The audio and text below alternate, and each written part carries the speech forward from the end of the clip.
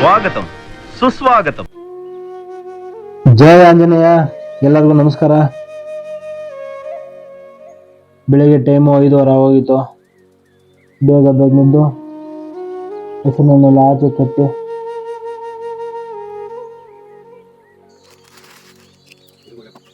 ಹಸುಕ ಬೂಸ ಹಿಂಡಿ ಬಿಟ್ಟು 3 ಅರ್ಧ ಗಂಟೆ ಅವನೇ ಹಾಕ್ಬಿಟ್ಟು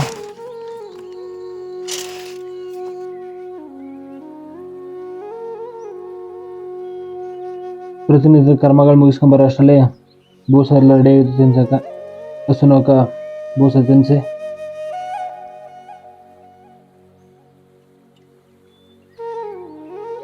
ಕರುಣನೆಲ್ಲ ಆಚೆ ಕಟ್ಟಕ್ಕೆ ಹಾಲು ಕರಿಬೇಕಿತ್ತು. 6 ಗಂಟೆ ಹೋಗಿತ್ತು ಟೈಮು.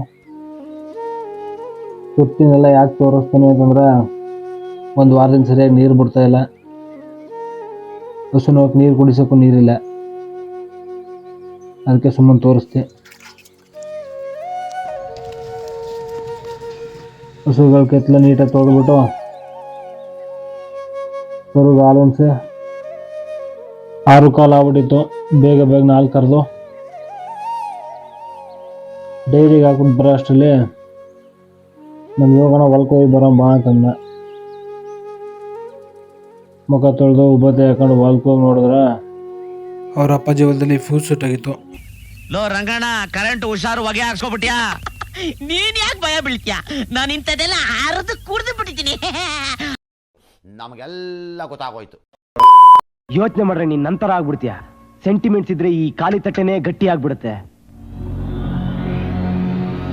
ನೋಡು, ಪ್ರಪಂಚ ತುಂಬಾ ವಿಶಾಲವಾಗಿದೆ. ಹೋಗು, ಆರಾಮಾಗಿ ಹೋಗಿ ಬದುಕು. ಹೋಗು ಓಡು. ಇವನು ಓಡ್ತಿರೋ ಸ್ಪೀಡ್ ನೋಡ್ರೆ ಇವನು ಸುಭಾಷ್ ಚಂದ್ರ ಬೋಸ್ ಆಗ್ಬೋದು. God is great. ಇವತ್ತು ಮೈಸೂರಿಗೆ ಹೋಗ್ಬೇಕಿತ್ತು. ಮಸ್ಲಿ ಉಪ್ಪಿಟ್ಟು ಮಾಡಿದ್ರು. ನೈಟಾಗಿ ಎತ್ಬಿಟ್ಟು ಆಟೋದಾಗ ಬಂದೆ. ಇವನೇ ಆಟೋ ಡ್ರೈವರ್ ಕಮ್ ಓನರ್ ನಂದ. ಬರೀ ಡೌಗಳು ನಿಂದು.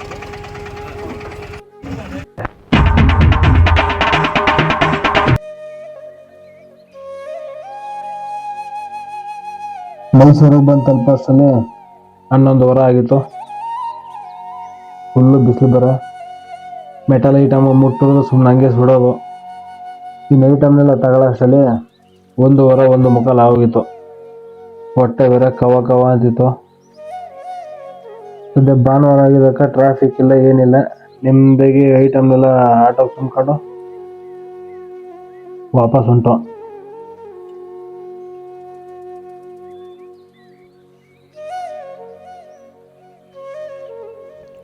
ದೂರದಿಂದ ಹಂಗೆ ಮೈಸೂರು ಅರಮನೆ ನೋಡ್ಕೊಂಡು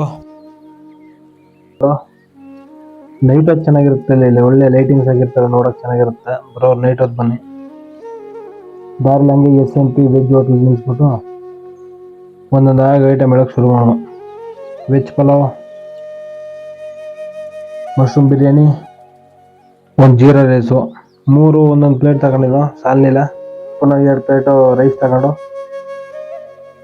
ಊಟ ನೀಟಾಗಿ ಬಳ್ದು ಖಾಲಿ ಮಾಡಿ ಒಂದೊಂದು 7 ಕುಡ್ಕೊಂಡು ಊರಿಗೆ ಹೋಗಿ ತಲುಪ. ಊರಿಗೆ ಹೋಗಂಟ 5:15 ಹೋಗಿತ್ತು. ಐಟಮ್ನೆಲ್ಲ ಅನ್ಲೋಡ್ ಮಾಡ್ಬಿಟ್ಟು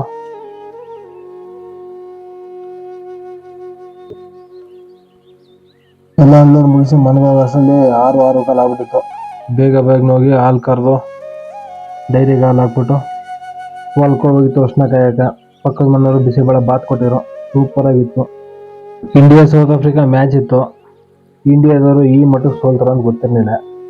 ನಾವು ಮ್ಯಾಚ್ ನೋಡಿಲ್ಲ, ಅವ್ರು ಮ್ಯಾಚ್ ಆಡಿಲ್ಲ ಅಂದ್ಬಿಟ್ಟು ಶಿಸ್ತಾಗಿ ಹೋಗಿ ಮಲಿಕೊಂಡೆ. ಇವತ್ತಿಂದ ಇಷ್ಟೇ. ಬಾಯ್.